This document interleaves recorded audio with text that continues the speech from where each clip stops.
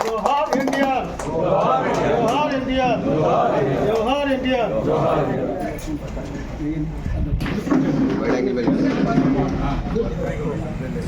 Madam కొంచెం madam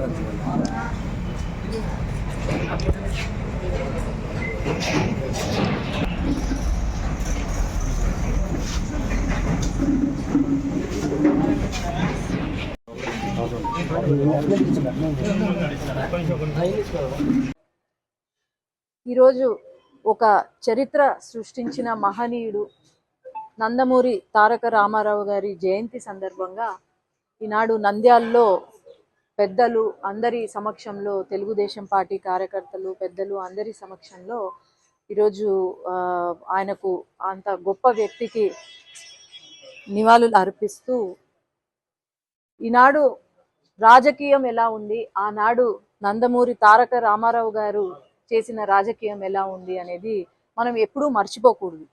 మేము చిన్నవాళ్ళమైనా ఇప్పటికీ మేము నందమూరి తారక రామారావు గారి యొక్క గొప్పతనం ఇంకా మాట్లాడుకుంటున్నామంటే ఆయన గుండెల్లో ఎలా నిలిచిపోయారు అనేది ఆలోచన చేయాలి.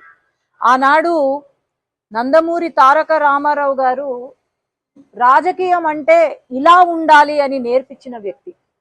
ఏసీ గదుల్లో రాజకీయ నాయకులు ఆనాడు ఉంటే వాళ్ళను గుడిసెల వరకు రప్పించిన వ్యక్తి నందమూరి తారక రామారావు గారు.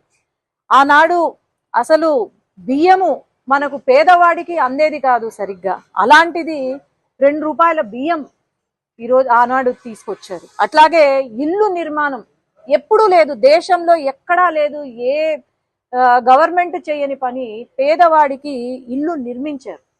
అట్లాగే ఎన్నో కళాశాలలు నిర్మించారు. మొట్టమొదటిసారిగా దేశంలోనే ఒక సూపర్ స్పెషాలిటీ హాస్పిటల్ నిమ్స్ ని ఒక సూపర్ స్పెషాలిటీ హాస్పిటల్ గా కన్వర్ట్ చేసి, అట్లాగే మండల స్థాయిలో 10 లేదా 50 పడకల ఆసుపత్రులు నిర్మించారు. అప్పుడే ఇంత అభివృద్ధి చేశారు. సంక్షేమమే కాదు అభివృద్ధి కూడా ముఖ్యం అని చెప్పి ఆనాడు తీసుకొచ్చారు. అట్లాగే మహిళలకు ఆత్మగౌరవము పెరిగేలాగా కళాశాలలు, వాళ్లకు సపరేట్గా కళాశాలలు, అట్లాగే ఆస్తిలో పురుషులకు ఎంత ముఖ్యమో మహిళలకు కూడా అంతే ముఖ్యం అని చెప్పి ఒక చట్టాన్ని తీసుకొచ్చారు.